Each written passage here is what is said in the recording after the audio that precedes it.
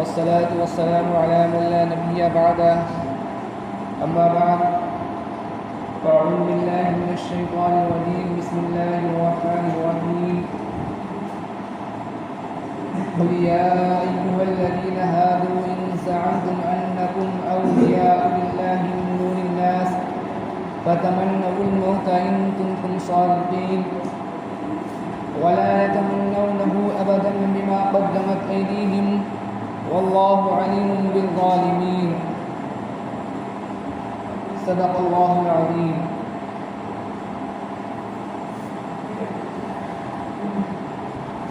میرے محترم بزرگوں اور دوستوں، یہ مہینہ محرم الحرام کا مہینہ چل رہا ہے. اس مہینے کے اندر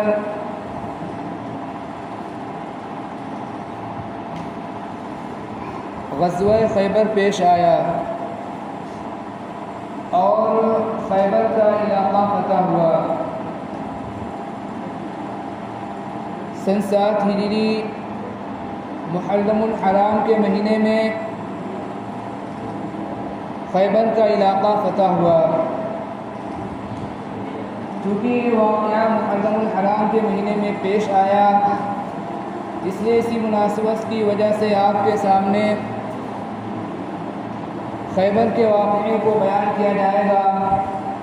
دعا کریں کہ اللہ رب العزت صحیح بات کہنے کی توفیق عطا فرمائے. حضور پاک صلی اللہ علیہ وسلم جب مکہ سے مدینہ ہجرت کر کے مدینہ گئے تو اس وقت مدینے میں یہودیوں کے 3 بڑے قبیلے آباد تھے: بنو نذیر، بنو قینقاع، بنو قریظہ. حضور پاک صلی اللہ علیہ وسلم جب مدینہ پہنچے تو یہودیوں کے جو یہ 3 قبیلے تھے، جو بڑے قبیلے تھے مدینہ کے اندر، حضور پاک صلی اللہ علیہ وسلم نے ان سے کچھ باتوں پر معاہدہ کیا کہ نہ ہم آپ سے جنگ کریں گے اور نہ آپ ہم سے جنگ کرنا، نہ آپ ہمارے دشمنوں کا ساتھ دیں گے نہ ہم آپ کے دشمنوں کا ساتھ دیں گے. یہ معاہدہ حضور پاک صلی اللہ علیہ وسلم نے مدینہ پہنچ کر مدینہ کے جو قبیلے تھے یہودیوں کے بڑے 3 قبیلے، بنو نذیر، بنو قریظہ، بنو قینقاع، ان تینوں سے معاہدہ کیا. لیکن ان تینوں قبیلوں نے حضور پاک صلی اللہ علیہ وسلم سے کیا ہوا معاہدہ توڑا اور ایک ایک کر کے سب قبیلے والوں نے اپنا اپنا معاہدہ جو انہوں نے حضور پاک صلی اللہ علیہ وسلم سے کیا تھا، انہوں نے اپنا معاہدہ توڑ دیا.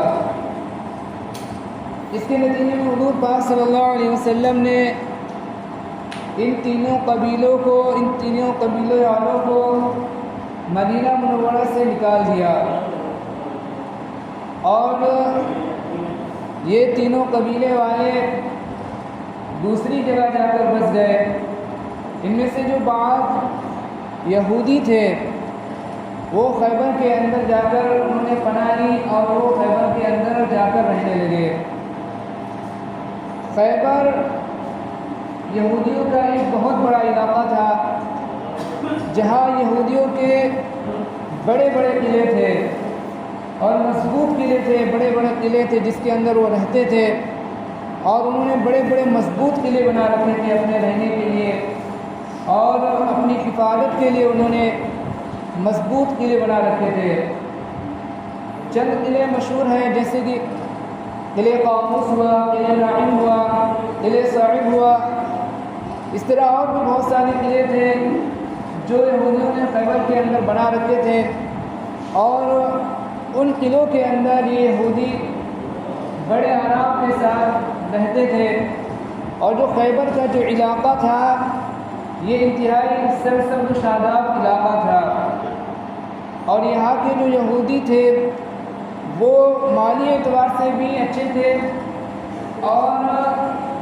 لڑائی کے اعتبار سے بھی وہ ماہر تھے، جنگجو تھے۔ یہاں کے جو یہودی تھے، خیبر کے جو یہودی تھے،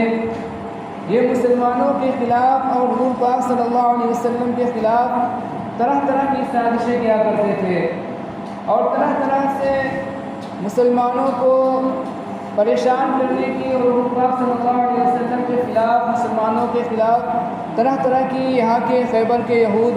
حضور پاک صلی اللہ علیہ وسلم کے خلاف، مسلمانوں کے خلاف سازشیں کیا کرتے تھے۔ اور گویا کہ یہ جو خیبر کا جو علاقہ تھا، ایک سازشوں کا ایک گڑھ تھا۔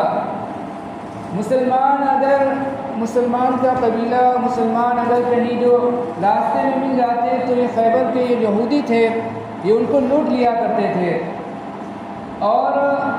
غزوہ احزاب جو پیش آیا، جس کو غزوہ خندق بھی کہتے ہیں، جس غزوے کے اندر مختلف قبیلے کے لوگوں نے مل کر مدینے کے اوپر چڑھائی کی تھی، مسلمانوں کے اوپر چڑھائی کی تھی، مدینے کے اوپر حملہ کیا تھا۔ اس غزوہ احزاب میں اور اس غزوہ خندق کے اندر جو پیش آیا، اس کے اندر بھی ان خیبر کے یہودیوں کا بہت بڑا ہاتھ تھا اور بہت بڑا اہم کردار تھا ان خیبر کے یہودیوں کا۔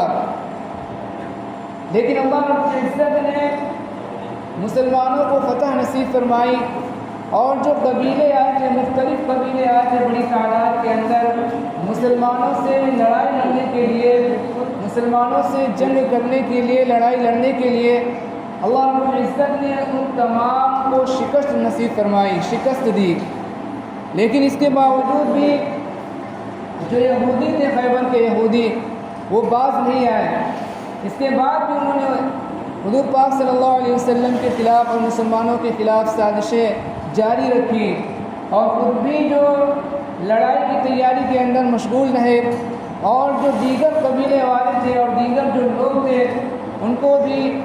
لڑائی کے اوپر اکساتے رہے، لڑائی کے اوپر ابھارتے رہے۔ حضور پاک صلی اللہ علیہ وسلم کو خیبر کے یہودیوں کی تمام حالات کا اطلاع تھا۔ آپ صلی اللہ علیہ وسلم کو تمام حالات کا پتہ تھا۔ آپ صلی اللہ علیہ وسلم کی تمام حالات کے اوپر گہری نظر تھی۔ آپ صلی اللہ علیہ وسلم کو ایک ایک بات معلوم تھی، لیکن آپ صلی اللہ علیہ وسلم جو بھی کام کرتے تھے وہ ایک موقع کے اوپر کیا کرتے تھے، ہر کام کو اس کے موقع پر کیا کرتے تھے۔ اس لیے حضور پاک صلی اللہ علیہ وسلم جو معلوم ہونے کے باوجود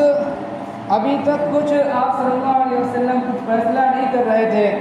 لیکن جب سن 6 ہجری کے اندر صلح حدیبیہ پیش آئی، اور مکہ کے جو مشرکین اور کفار تھے ان سے جب صلح ہو گئی اور صلح حدیبیہ پیش آئی ذی القعدہ کے مہینے میں سن 6 ہجری کے اندر، پھر حضور پاک صلی اللہ علیہ وسلم نے خیبر کی طرف رخ کیا، کیونکہ خیبر کے یہودیوں کی سازشیں دن بدن بڑھتی جا رہی تھی اور یہ اپنی سازشوں سے باز نہیں آ رہے تھے۔ اس لیے حضور پاک صلی اللہ علیہ وسلم نے صلح حدیبیہ کے بعد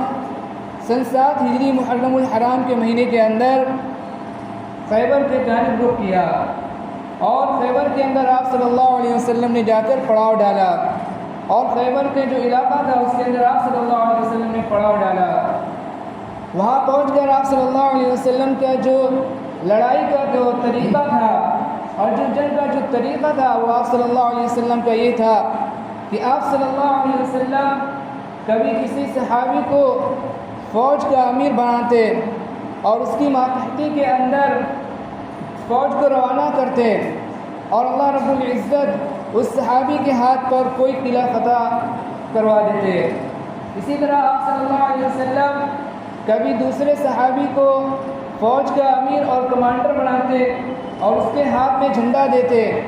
اور پھر اس کی ماتحتی کے اندر دوسرا قلعہ فتح ہوتا۔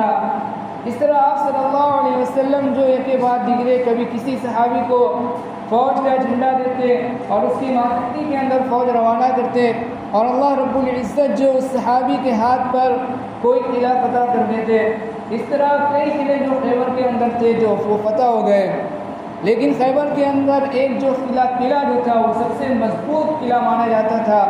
اور جو مرکزی قلعہ مانا جاتا تھا، جو سب سے زیادہ مضبوط قلعہ تھا، وہ قلعہ قاموس تھا۔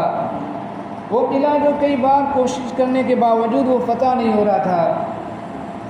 حضور پاک صلی اللہ علیہ وسلم نے کئی صحابہ کو روانہ کیا، لیکن کئی مرتبہ کوشش کرنے کے باوجود وہ قلعہ فتح نہیں ہوا۔ وہ قلعہ جو بہت مضبوط قلعہ تھا، اور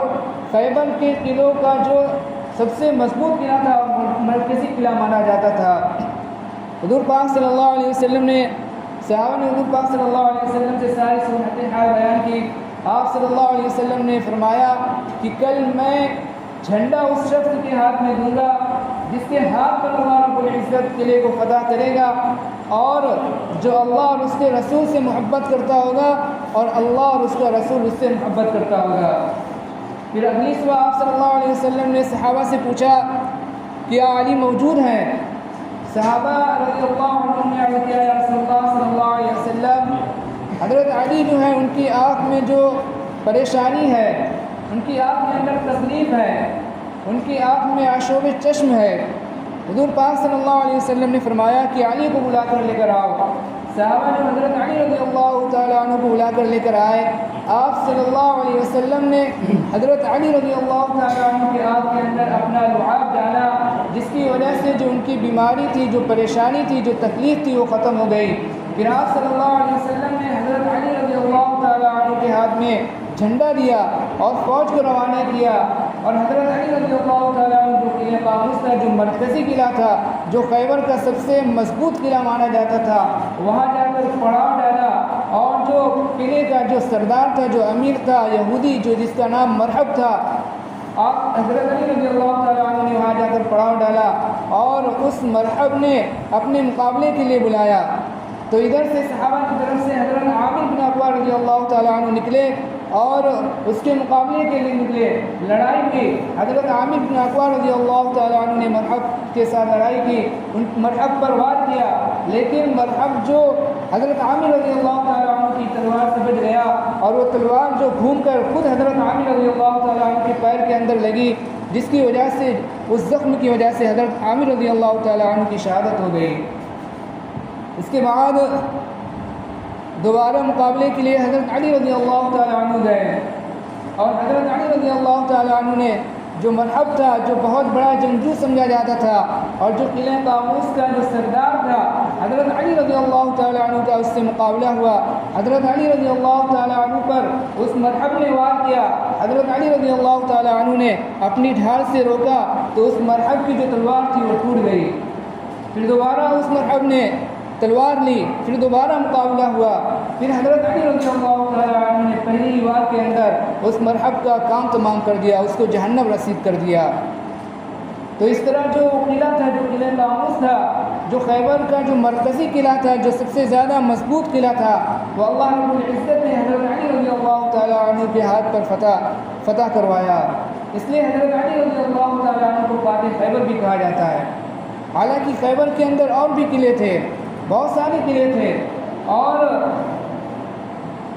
الگ الگ صحابہ نے ان قلعوں کو فتح کیا تھا، لیکن یہ جو قلعہ تھا، جو قلعہ قاموس تھا، یہ مرکزی قلعہ تھا اور سب سے زیادہ مضبوط قلعہ تھا، اور یہ فتح نہیں ہو رہا تھا۔ اللہ رب العزت نے حضرت علی رضی اللہ تعالیٰ عنہ کے ہاتھ پر اس قلعے کو فتح کروایا، اس لیے حضرت علی رضی اللہ تعالیٰ عنہ کو فاتح خیبر بھی کہا جاتا ہے۔ پھر اس کے بعد جو اور بھی جو تھے وہ سب کے سب قلعے فتح ہو گئے، اور پورا جو خیبر کا علاقہ تھا وہ مسلمانوں کے ہاتھ میں آ گیا۔ مسلمانوں نے وہ خیبر کا جو پورا علاقہ تھا، یہ یہودیوں کا گڑھ تھا، جہاں پر بیٹھ کر یہودی جو مسلمانوں کے خلاف سازشیں کیا کرتے تھے، طرح طرح سے سازشیں کیا کرتے تھے، اور کوئی مسلمان قافلہ جاتا تھا اس کو لوٹ لیا کرتے تھے، اور خود بھی جنگ کے لیے تیار رہتے تھے، اور دوسرے قبیلے والوں کو بھی لڑانے کے لیے مسلمانوں کے خلاف لڑانے کے لیے اکسایا کرتے تھے۔ وہ جو اس خیبر کو اللہ رب العزت نے سن 7 ہجری کے اندر محرم الحرام کے مہینے کے اندر صحابہ رضی اللہ تعالیٰ عنہ کے ہاتھ پر حضور پاک صلی اللہ علیہ وسلم کی ماتحتی کے اندر اسی محرم الحرام کے مہینے کے اندر سن 7 ہجری کے اندر فتح کروایا۔ تو جو یہ خیبر فتح ہوا، یہ جو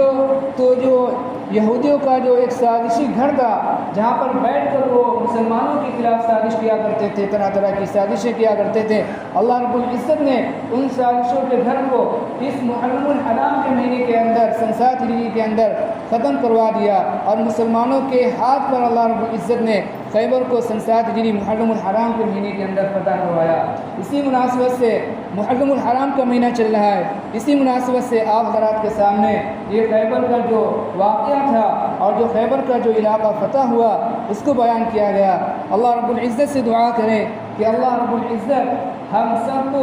سیدھے راستے پر چلنے کی توفیق عطا فرمائے اور گمراہی سے ہم سب کی حفاظت فرمائے، آمین۔ وما علینا الا البلاغ المبین۔